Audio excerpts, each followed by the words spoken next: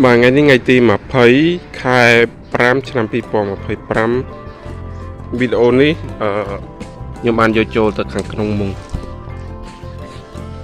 រយៈពេលបដោះក្របត្រេនថ្ងៃមុនយើងអញ្ចឹងទៅមើលក្របពូជត្រេនដែលខ្ញុំបដោះរយៈពេលយូរមុនហ្នឹងจะមើលកូនត្រេនដែលខ្ញុំបានបដោះក្របមុនហ្នឹងវាសុខភាពដើមធំល្អប៉ុណ្ណាឬក៏យ៉ាងម៉េចតោះទៅមើលនៅក្រៅមកដល់រោងត្រេនអញ្ចឹងអានេះប្រភេទបដោះក្របការបណ្ដោះក្របទុរេនក្របត្រេននេះបដោះបានរយៈពេលចូលមួយអាទិត្យឃើញថាក្របត្រេននេះវាចាប់ផ្ដើមចេញនេះលោះលោកណាវាកំពុងចេញឬនៅខាងក្រៅនេះមានមួយថង់ខាងក្នុងមានដែរក្នុងនេះក្នុងមួយថង់ខ្ញុំបដោះមកក្របអានេះមកក្របដែរអញ្ចឹងអានេះអត់តន់ឃើញនៅអត់តន់ប្រេះដីបើខាងក្រៅមិញវាយើងកប់រៀងរាក់ទៅមើលឆាប់ឃើញបាទនេះអាចថាមិនសូវតន់ឃើញច្បាស់តែបើចាប់រឹសមកវាអាចមុំខ្លាំងដោយសារយើងកប់រៀងជ្រៅហើយមាននេះមួយទៀតទាំងអស់4គ្រាប់ខ្ញុំបដោះ4ថង់អានេះក៏ឲ្យហេតុដែរនេះឃើញមានចាក់រឹសក្របនេះអត់សូវជាធំទេប៉ុន្តែមើលទៅការចាក់រឹសរបស់វាលូតមកដូចជាមុំទាំល្អដែរចឹងក្របត្រេននេះជាប្រភេទក្របពូជត្រេនម៉ាន់ថងដែលខ្ញុំបានទិញត្រេនមកពីផ្សារថៃណាមួយផ្លែចូល3គីឡូជាងហើយ1គីឡូ230បាតថ្លៃហើយអញ្ចឹងខ្ញុំទិញត្រេនមួយផ្លែវាចូល3គីឡូជាងសរុបគីឡូទាំងអស់វា800ជាងបាតគិតជាលុយខ្មែរ7-10,000ក្នុងមួយផ្លែហ្នឹង3គីឡូជាងហើយគ្រាប់តែបានពីផ្លែហ្នឹងគឺបានចំនួន6គ្រាប់គ្រាប់ល្អណាវាមានគ្រាប់ស្ពតក៏មានខ្លះដែរអញ្ចឹងវា7-10គ្រាប់ទាំងគ្រាប់ស្ពតប៉ុន្តែគ្រាប់ដែលល្អមានចំនួន5គ្រាប់5ទៅ6គ្រាប់ហ្នឹងឯងហើយគេពុះទៅប៉ះគ្រាប់វាក៏ដាច់ក្បាលដាច់កន្ទុយទៅក៏ខូចអស់2គ្រាប់នៅសល់4គ្រាប់ធំមាន3គ្រាប់ទូចនេះមាន1គ្រាប់ទៀតទាំងអស់4គ្រាប់អញ្ចឹងបដោះមកឃើញថាគ្រាប់ទូចនិងគ្រាប់ខាងក្រៅធំមិញហ្នឹងវាចាប់ដើមចាក់រឹសឲ្យហេតុថាដើមវាកំពុងលូតហើយដល់ពេលពីថង់នេះនៅអាចថា2ទៅ3ថ្ងៃទៀតអញ្ចឹងរងចាំតាមដានទាំងអស់គ្នាពីការបដោះគ្រាប់ពូជត្រេនពូជមន់ថងអានេះខ្ញុំបដោះគ្រាប់យើងចង់បដោះគ្រាប់ដាំតែម្ដងប្រភេទផ្សាំក៏មានកម្រងចង់ដាំដែរប៉ុន្តែដោយសារពិបាករកពូជហើយយើងដឹងកន្លែងលក់ប៉ុន្តែវាឆ្ងាយនៅម្ដុំខាងខ្ញុំនេះអត់មានពូជត្រេនល្អឬក៏ពូជត្រេនដែលគេផ្សាំលក់ណាពិបាករកអញ្ចឹងបើយើងកំងទិញផ្ញើតាមឡានអីក៏ពិបាកក្នុងការផ្ញើដែរហើយអាចថាត្រមមកដល់យើងហ្នឹងគឺដើមវាអន់អញ្ចឹងទៅពិបាកដាំអត់ងាយរស់អញ្ចឹងក៏អត់តន់សម្រេចចិត្តថាទៅរកពូជត្រេនណាមកដាំទេត្រូវទិញផ្លែយកមកពុះ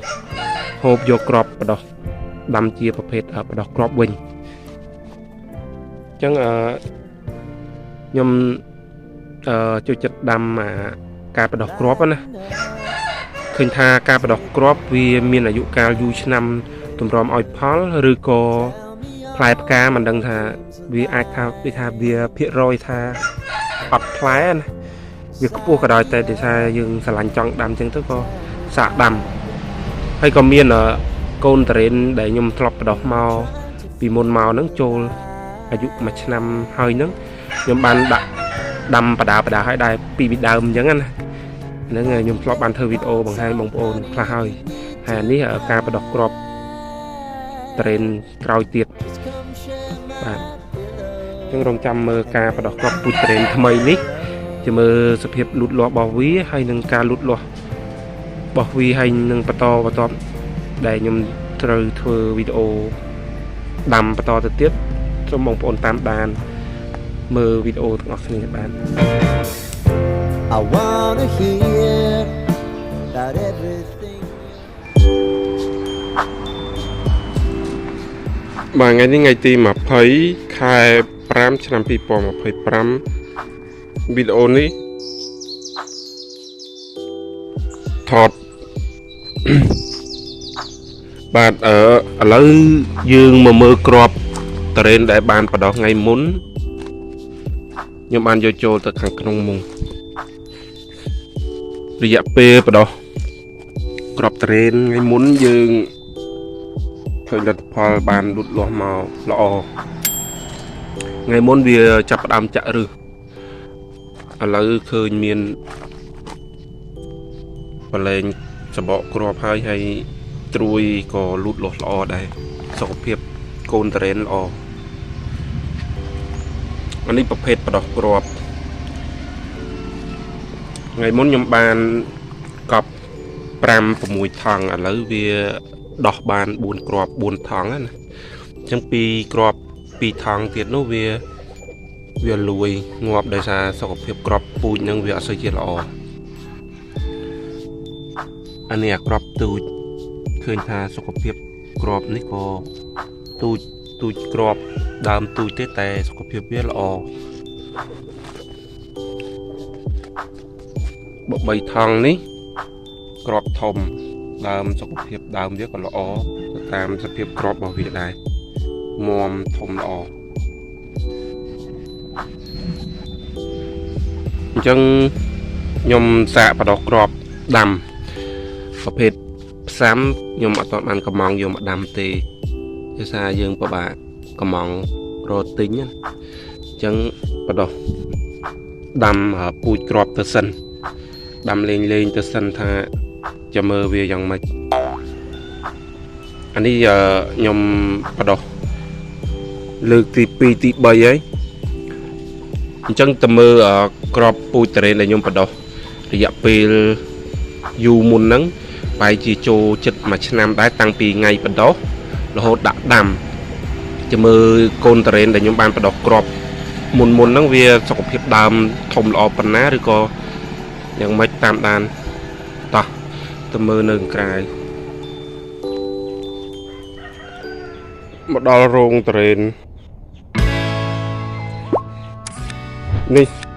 កូនពូជត្រេនបដោះគ្រាប់ដែលមានអាយុចូល8 9ខែតាំងពីចាប់បដោះគ្រាប់មកដល់ធំប៉ុណ្ណឹងរយៈពេលដែលយើងបដោះបានអាយុ4 ទៅ 5ខែបានដាក់ដាំនឹងដីហ្នឹងគឺខ្ញុំដាំរបៀបអត់ដកថងទេយើងគ្រាន់តែកាត់គូតថងហើយយើងផ្ទុបនឹងដីមកហើយពូនគល់បន្តិចមកហើយយើងបោះចតុលចងទប់វាមកហើយយើងបាំងសលែនធ្វើអញ្ចឹងបាំងសណាញ់គ្របពីលើដើម្បីការពារកម្ដៅនៅពេលខែដែលខ្ញុំដាំតបូនហ្នឹងវាក្តៅខ្លាំងតែរោងដែលគ្របនេះខ្ញុំតែធ្វើក្រោយទេដោយសារអត់ទាន់មានពេលធ្វើឲ្យវាហើយចន្លោះពេលដែលមិនទាន់បានធ្វើឲ្យវាហ្នឹងក៏ដើមវាក៏មិនសូវជាល្អដែរវាអន់វាចាញ់ក្តៅឥឡូវចូលខែវស្សាហើយចូលដើមខែវស្សាខែ5ថ្ងៃទី20ជាងចិត្តចូលខែ6អញ្ចឹងអាកាសធាតុខែនេះវាគៀកចូលខែវស្សាមែនតើអញ្ចឹងអាចថាវាមានជាតិត្រជាក់ជាតិទឹកច្រើនប៉ុន្តែការបាំងសណាញ់នេះក៏ល្អមកកម្រិតទៅមុខដែរពេលដែលយើងបានធ្វើឲ្យវាណាបើបានធ្វើតាំងពីដើមទីហ្មងល្អជាងនេះសុខភាពដើមអាចថាធំល្អជាងនេះឆ្ងាយតែយ៉ាងណាក៏ឃើញល្អគួរសមដែរហើយ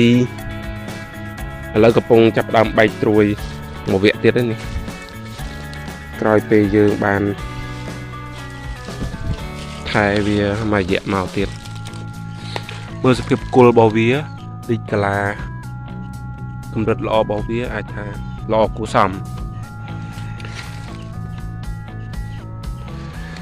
ចឹងអានេះប្រភេទបដោះគ្រាប់